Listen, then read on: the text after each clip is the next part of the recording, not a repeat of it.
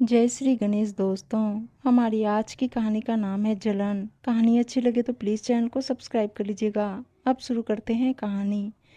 छोटी देख, कन्नू की शादी तय हो गई है। तुम सब कब आओगी? जल्दी से आ जाना, मुझे सहूलियत हो जाएगी।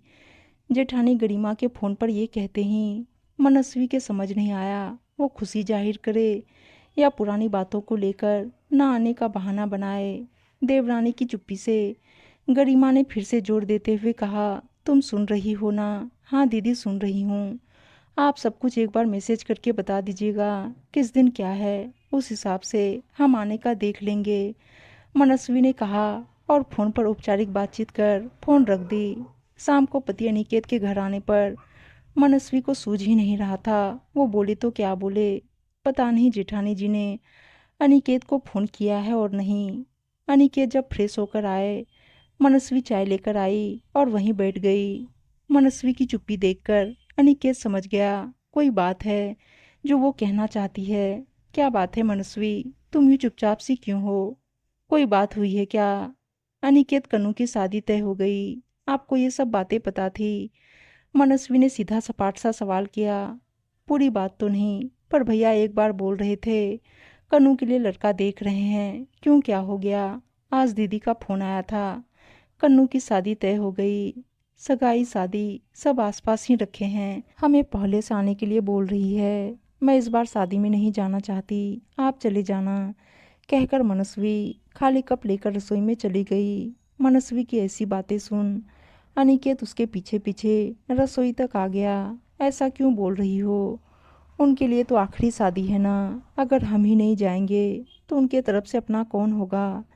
मैं आपको कब मना कर रही हूँ, आप जाइए। मैं अपना दिल इतना बड़ा नहीं रख सकती। जहाँ जब जाती हूँ अब शब्द ही सुनने को मिलते हैं। कितना भी कर लो, तारीफ तो कोई करेगा नहीं। कमियाँ हजार निकाल देते। और आपकी भाभी, वो कौन सा कम है? मीठे शब्दों से आप हंसते होंगे, मैं नहीं। मनस्वी पुरानी कड़वी यादों के मकर जाल से खुद को निकाल ही नहीं पा रही थी। मनस्वी, जो हो गया सो हो गया।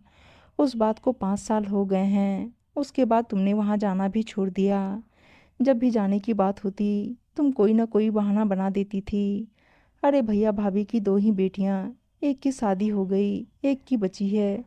चलते हैं, तभी तो वो हमारे बच्चों की शादियों में आएंगे, अनिकेत समझाते हुए बोला। मेरे बच्चों की शादी में भी वक्त है, ना आना चाहे तो भी अच्छा, पर मुझे ज़रा भी इच्छा नहीं इस बार शादी में जाने की। प्लीज़ मुझे फोर्स मत करो। तुम बच्चों को बुलाकर डाइनिंग टेबल पर बैठो, मैं खाना लगाती हूँ, कह मनस्वी व्यस्त हो गई। सोने के लिए जब कमरे में गई तो उसे नींद ही नहीं आ रही थी। ऐसा लग रहा था जैसे कल की ही बात हो। जेठानी की बड़ी बेटी मनु की शादी, वो भी घर की पहली शादी। मनस्वी पूरे मनोयोग से सब प्रोग्राम में बढ़ चढ़कर हिस्सा ले रही थी। पर जेठानी की माँ पता नहीं क्यों मनस्वी से उसकी शादी के बाद से ही थोड़ा जलन रखती थी। कारण कभी समझ नहीं पाई, पर एक बार महसूस किया कि शायद उसके रहन सहन से उन्हें आपत्ति होती थी। उनकी बेटी के आगे मनस्वी उन्हें फूटी आंख न सुहाती थी। मनस्वी जब भी वहाँ जाती अपना घर समझकर सब काम करती थी, पर जेठानी की माँ सुना देती, मेरी बेटी का घर है, उससे पूछ लिया करो। वो अक्सर बेटी के घर आती रहती थी। मनस्वी को तब बुरा लगता था, उसके पति की नौकरी थी, तबादला होता रहता था, इसलिए वो किराए के मकान में रहते थे। मनु की शादी में मनस्वी उसके लिए हीरे का सेट और दामाद के लिए सोने का चेन लेकर गई थी।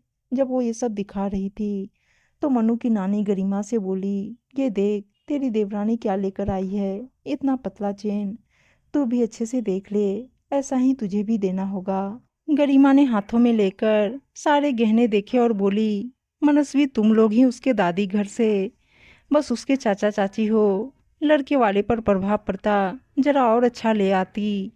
वैसे भी सब ठीक ही कहते हैं, चाचा चाची कभी अपने कहाँ होते हैं। बच्चों के लिए नानी घर के लोग ही अपने होते हैं। उसके मामा मौसी तो बहुत कुछ दे रहे हैं। हमने तो मना भी किया, पर कह रहे हमारा भी हक है मनु पर। फिर तो मैं मना नहीं कर पाई। मनु के दादा दादी तो है नहीं, जो हो तुम लोग ही हो। कुछ अच्छा देती तो हम भी तुम्हारे बच्चों को अच्छा ही देते। ये सब सुनकर मनस्वी को धक्का सा लगा। वो तो अपने हिसाब से दोनों पति पत्नी अच्छा सामान ही लेकर आए थे, पर जेठानी की माँ की बात सुन जेठानी भी उनकी हाँ में हाँ मिला रही थी। मनस्वी ये सब सुनकर रुआंसी होकर एक कोने में जाकर बैठ गई। शादी की रस्मों के लिए मनस्वी की खोज हो रही थी।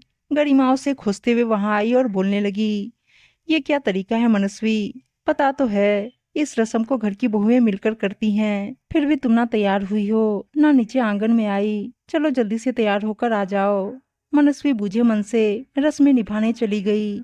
जब भी कभी नेक देने की बात होती, जेठानी की माँ ताना देती रहती, अरे चाची हो, देखो मामी मौसी इतना दे रही, तुम बस इतना ही। गरिमा भी इशारों में समझा देती, सब देख रहे हैं, लोग क्या कहेंगे।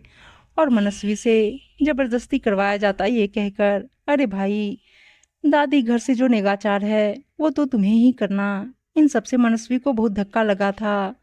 जब वो अनिकेत से ये सब बातें कही तो वो बोलकर चुप करवा दिए कि शादी ब्याह में ऐसे मजाक चलता रहता, तुम दिल पर मत लो। पर मनस्वी को ये बात चुभ गई थी और उसके रिश्ते जेठानी और उनके मायके वालों से टूटने लगे थे।